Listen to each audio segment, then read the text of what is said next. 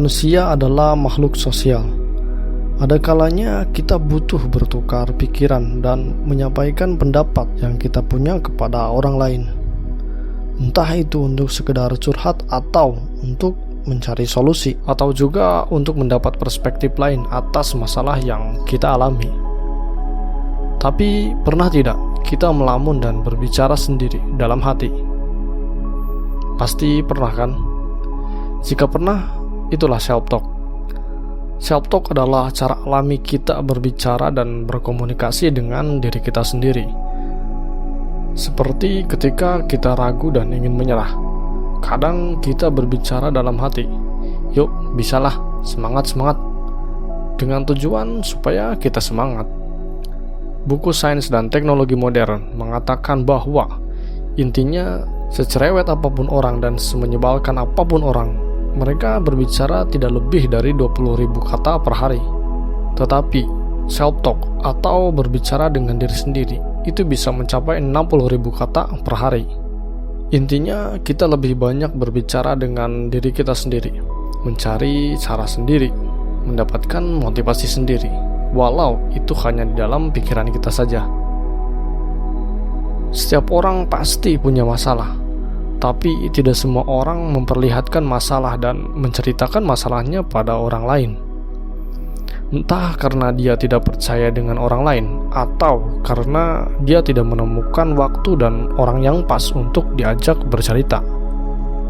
Dan dari itulah secara tidak sadar kita lebih memilih bercerita, mengandai-andai, menghayal, hingga berdialog dengan diri kita sendiri. Sama halnya jika kita kesal terhadap sesuatu, tidak sedikit orang yang lebih memilih memendam emosi tersebut. Dan sudah pasti self-talk akan terjadi pada dirimu. Dan self-talk jenis ini seperti iri, merendahkan diri sendiri, hingga membenci contohnya. Itu akan menurunkan kualitas mentalmu, membuat perasaan dan pikiran menjadi tidak baik.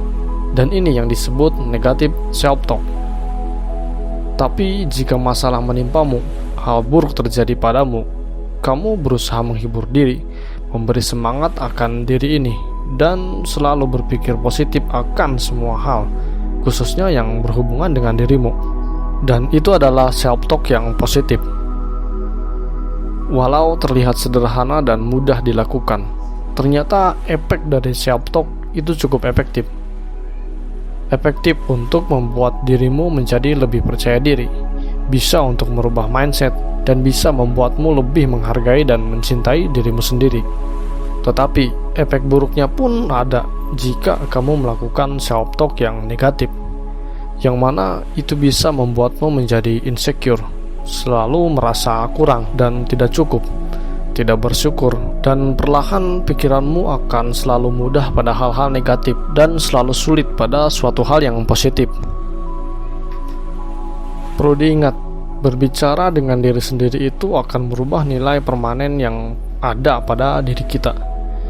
Itu artinya kita harus hati-hati dengan apa yang kita bicarakan dan pikirkan saat kita melamun dan self-talk. Karena self-talk menentukan tindakan, dan tindakan akan membuat habit, dan habit akan membentuk kerangka masa depan.